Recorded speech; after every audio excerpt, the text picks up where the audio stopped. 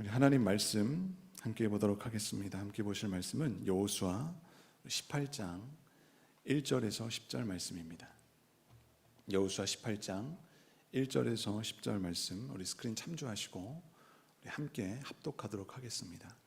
우리 함께 읽겠습니다. 이스라엘 자손의 온 회중이 실로에 모여서 거기에 회막을 세웠으며 그 땅은 그들 앞에서 돌아와 정복되었더라. 그러나 이스라엘 자손 중에 그 기업의 분배를 받지 못한 자가 아직도 7지파라.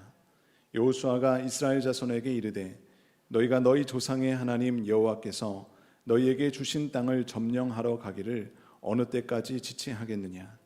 너희는 각 지파에 3사람씩 선정하라. 내가 그들을 보내리니 그들은 일어나서 그 땅에 두루 다니며 그들의 기업에 따라 그 땅을 그려가지고 내게로 돌아올 것이라. 그들이 그 땅을 7부분으로 나누되 유다는 남쪽 자기 지역에 있고 요셉의 족속은 북쪽에 있는 그들의 지역에 있으니 그 땅을 7부분으로 그려서 이곳 내게로 가져오라. 그러면 내가 여기서 너희를 위하여 우리 하나님 여호와 앞에서 제비를 뽑으리라. 레위 사람은 너희 중에 분깃이 없나니 여호와의 제사장 직분이 그들의 기업이 됨이며 갓과 르우벤과 므낫세 반지파는 요단 저편 동쪽에서 이미 기업을 받았나니 이는 여호와의 종 모세가 그들에게 준 것이니라 하더라. 그 사람들이 일어나 떠나니 여호수아가 그 땅을 그리러 가는 사람들에게 명령하여 이르되 가서 그 땅으로 두루 다니며 그것을 그려가지고 내게로 돌아오라. 내가 여기 실로의 여호와 앞에서 너희를 위하여 제비를 뽑으리라 하니 그 사람들이 가서 그 땅으로 두루 다니며 성읍들을 따라서 7부분으로 체계에 그려서 실로 진영에 돌아와 여호수아에게 나아오니 여호수아가 그들을 위하여 실로의 여호와 앞에서 제비를 뽑고 그가 거기서 이스라엘 자손의 분파대로 그 땅을 분배하였더라. 아멘. 네, 우리가 이제 일주일 동안 여호수아를 함께 보면서 각 그 지파별로 가나안 땅을 분배한 이야기를 나누었습니다. 함께 살펴보았습니다. 그런 중에 오늘 본문에서는 잠시 각 지파에 대한 가나안 땅 분배가 잠시 중단된 그 상태에서 실로에 회막을 세우고 또 다시 7지파에 대한 기업 분배를 재개한 사실을 오늘 본문이 18장에서 이야기해주고 있습니다. 여기서 우리가 살펴봐야 할 것은 왜 여호수아가 이 기업 분배를 멈추고 실로에 회막을 세웠는가예요. 갑자기. 여러분, 그 이유는 유다와 요셉 지파가 기업을 분배받은 그 상황에서 나머지 7지파가 이제 이 기업 분배에 대해서 굉장히 소극적인 자세를 취했기 때문에 그렇습니다. 하기 싫다는 거죠. 왜냐하면 유다 지파, 요셉 지파가 이미 가나안 땅 좋은 곳을 분배받은 거예요.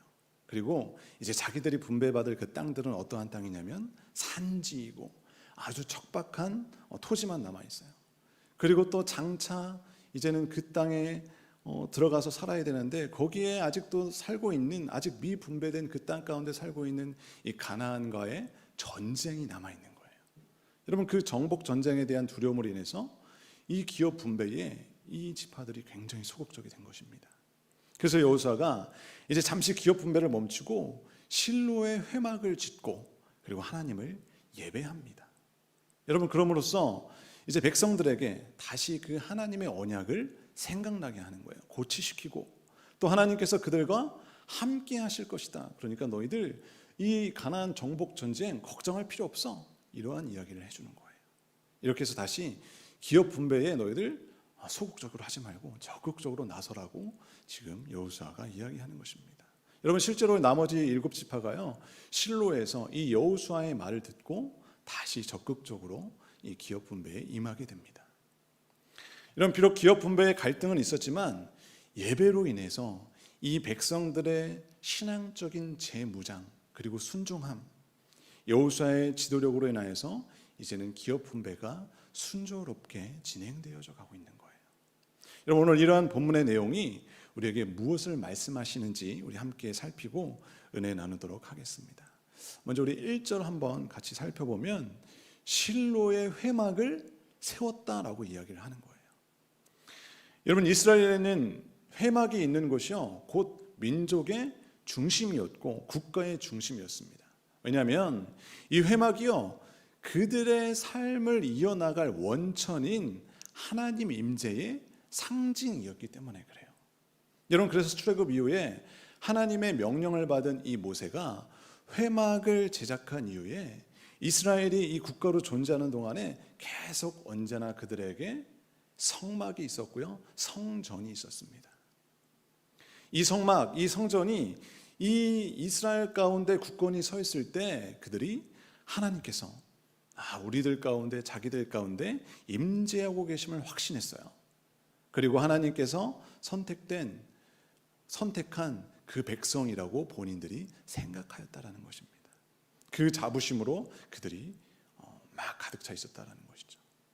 물론 나중에 이스라엘이 이 참 주인이신 하나님을 잊어버리고 이 성전만 귀하게 여기다가 여러분 심판을 받아서 그것이 파괴되기도 하지만 이스라엘에게 있어서 이 성전이, 이 성막이, 이 회막이 여러분 이렇게 있다는 것은, 서 있다라는 것은 그들에게 굉장히 중요한 거였어요.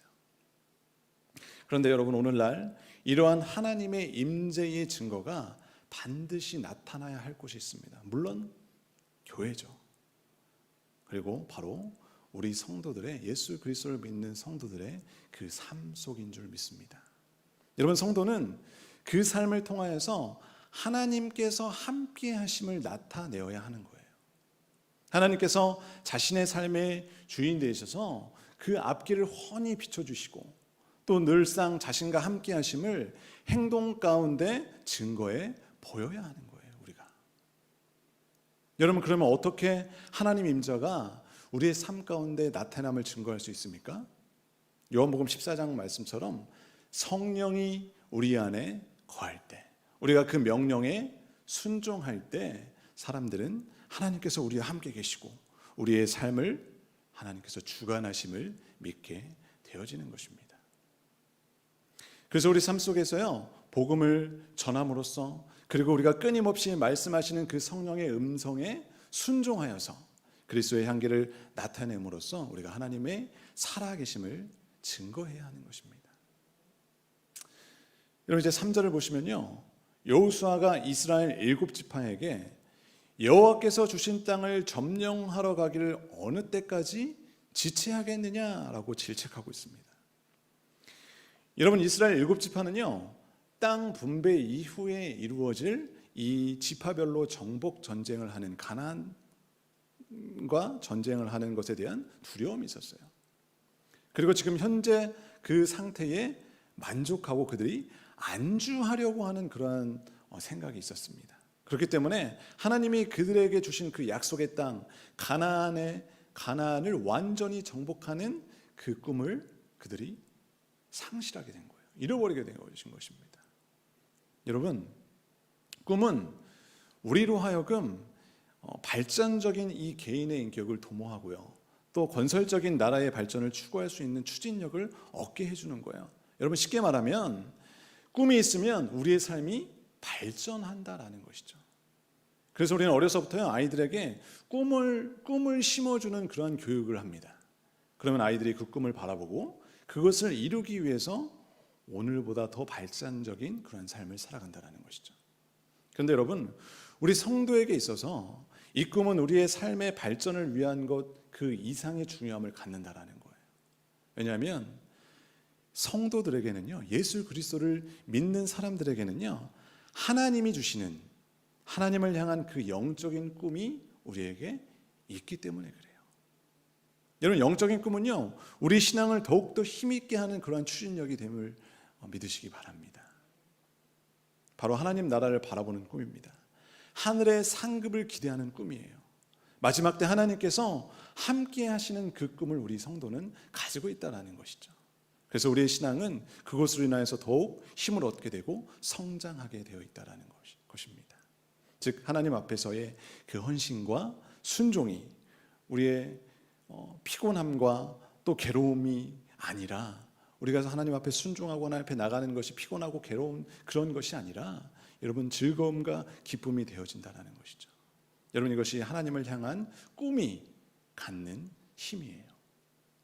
그래서 우리는 우리의 마음이 요셉이 가졌던 하나님께서 주신 그러한 꿈처럼, 또 바울이 하나님이 상 주심을 기대하며 그의 신앙의 길을 계속해서 달려나갔던 것처럼 여러분 그런 꿈을 가지고 하나님 앞에 서야 한다는 것입니다. 그럼 하나님께서 그 꿈을 현실로 만들어 주시는 거예요. 여러분 오늘도 이 영적인 꿈으로 인하여서 우리의 신앙이 바로 세워지고 또 바로 잡혀지고 성숙해지는 저와 여러분들 되어지기를 주님의 이름으로 축원합니다. 이제 마지막으로 우리가 8절 9절 함께 볼게요. 여러분 이제 여호수아가요 이 남은 지파 가운데 3명씩 뽑아서 그들이 분배받을 땅을 그려오라고 합니다. 여러분 각 지파에서 7지파가 남았는데 3명씩 뽑으니까 몇 명이에요? 21명이 이제 이 그림을 가지고 돌아오는 거예요. 여러분 이들의 이 그림을 그려가지고 오는 이 일은 그곳에 가서 그 지형의 그림을 그려오는 그 일은 여러분 전쟁에서 왕의 목을 가지고 오라고 하고 성전을 함락시키라고 하는 그런 명령이 아니었어요. 이러한 일에 비해서 굉장히 아주 소소한 일이라는 것이죠. 그렇게 큰 공로는 없는 것이었지만 그래도 위험한 일이었어요. 왜요? 정탐하러 가서 몰래 그림을 그려오는 일이에요. 이것도 뭐예요? 목숨을 걸고 하는 일이었다라는 것이죠. 그래서 이 일을 과연 그들이 좋아했을까요? 그렇지 않다라는 것이죠. 좋아할 사람이 없는 거예요. 임무를 맡은 사람도 같이 똑같은 목숨을 버리는 일이라면, 목숨 걸고 하는 일이라면 내가 아주 비밀스럽게 가서 큰 일을 하고 싶은데 아주 작은 일을 해갖고 오라는 것이죠. 그래서 이 사람들도 역시 어떠한 결단을 가지고 힘을 가지고 흥을 가지고 했었던 일들이 아니었고 이 일을 결코 큰 일로 여기지 않고 소홀히 여겼다라는 것이죠. 그런데 실제로 그들이 여호수아의 말을 듣고 그곳에 가서 이 일들을 수행하는 그들은 아주 그 일들을 세세히 조금도 어김없이 여호수아가 말한 것을 그대로 해가지고 왔다라는 거예요. 그 땅을 두루다니면서 그리라는 그 명령, 그리고 그 땅을 7부분으로 나누어서 그리라는 그 명령을 완벽하게 수행해갖고 옵니다. 그들이 그려온 그 지도는요, 이곳으로 하여금 7지파가 가나안 그들과 싸우고 또 기업을 확정짓는 것에 아주 부족함이 없는 지도였어요. 비록 지도와 일치했는지 알 수 없지만 그 증거로 여호수아가 그들이 그려온 그곳으로 인하여서 아직 분배되어지지 않은 그 땅을 분배해 줬다라고 나와 있어요. 여러분, 이렇게 작은 일에 완벽하게 충성하는 것은요 그렇게 쉽지 않아요. 누구나 큰 일을 하길 원하고요, 누구나 사람의 눈에 잘 띄는 일을 하길 원한다라는 것이죠. 보다 많은 노력을 기울여서 그것들을 해내려고 노력합니다. 그런데 작게 보이는 일은요 하지 않으려고 해요. 등한시합니다. 여호수아 역시 이런 실수를 범한 적이 있어요. 여리고성을 아주 훌륭하게 점령하죠. 그런데 아주 작은 소규모인 아이성은 여러분 정복하는 데 실패하는 그런 쓰라린 경험이 있었다는 거예요. 여러분 이 말씀에서 우리는 작은 일에서부터 우리가 최선을 다해야 함을 우리는 배울 수 있어요. 다윗이 양을 지키라는 그 아버지의 명령에 순종한 그 결과 하나님의 양떼인 이스라엘을 통치하는 자리에까지 나아갔던 거예요. 여러분 한 문화로 10문화가 되게 한 종에게 하나님께서 주인이 10고을을 통치하는 권세를 주는 거예요. 주인이 뭐라고 합니까? 잘하였다 착한 종이여, 내가 지극히 작은 것에 충성하였으니 10고을 권세를 차지하라.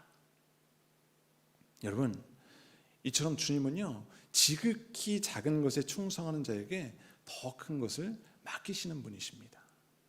작은 일일지라도 최선을 다하는 것이 우리 성도들의 본분임을 믿으시길 바랍니다. 비록 이름은 적혀 있지 않지만 성경은 이들의 그 신실한 행위를 이야기하고 있어요. 여러분, 이스라엘 백성들은 비록 그들에게 주어진 이 각 지파별 정복 사업이 힘들고 어렵다고 해서 결코 중단할 수 없는 거예요. 그들은 다시 한번 안주의 그 자리에서 여러분 박차고 일어나야만 했습니다. 오늘 이 말씀은 오늘날 우리 성도들에게도 그대로 주시는 말씀이에요. 성도들은 예수 그리스도를 믿음으로 말미암아 다 구원의 대열에 여러분 있는 줄 믿으시기 바랍니다. 그러나 분명히 알 것은 우리의 구원은 아직 완성되어지지 않았다라는 거예요. 우리는 여전히 치열한 영적 전투가 한창인 그곳에 우리가 서 있어요. 살고 있어요.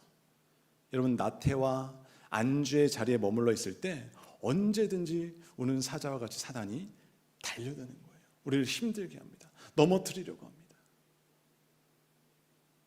그래서 우리가 해야 될 게 뭡니까? 믿음으로 우리가 구원을 얻었으면 그냥 그렇게 머무르고 안주하는 것이 아니라 영원한 안식에 들어가는 그날까지 영적 안주와 나태의 자리를 우리가 박차고 일어나야 한다는 거예요. 그리고 우리의 싸움을 싸워야 할 줄 믿습니다. 주의 은혜의 복음을 전하며 우리가 다시 한번 일어나야 할 줄 믿습니다. 여러분, 우리가 예수 그리스도를 믿음으로 인하여서 나 혼자 구원받는 그런 이기적인 신앙생활을 하면 안 돼요. 오늘도 주께서 우리에게 전해주신 그 은혜의 복음을 전하며 또한 우리가 세상으로 나가야 할 줄 믿습니다. 오늘도 주신 말씀 붙들고, 그래서 오늘도 또 내일도 주님과 함께 승리하는 그런 저와 여러분들 되시기를 주님의 이름으로 축복합니다. 기도하겠습니다. 하나님, 우리의 삶 가운데 주님의 임재가 나타나고 또 그 삶 속에서 주님의 살아계심을 나타내는 그러한 믿음의 성도의 삶을 살길 원합니다.